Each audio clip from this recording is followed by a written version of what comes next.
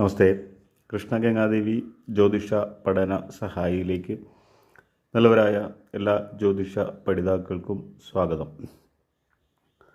ഇന്നിവിടെ വിശകലനം ചെയ്യുന്നത് ദശമഭാവം, 10ാം ഭാവം.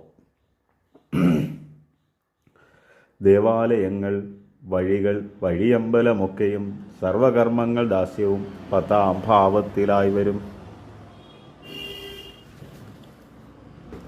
മാനവും സർവകർമ്മങ്ങൾ ആജ്ഞ ദേവാലയാദിയും ആലംബനഞ്ച ചിന്തിപ്പു ദശമദാസ്പദാദിയും.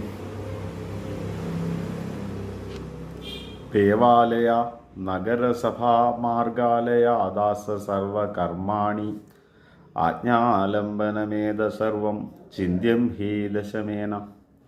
ദേവാലയ, നഗരസഭ, ദേവാലയം, നഗരം, സഭകൾ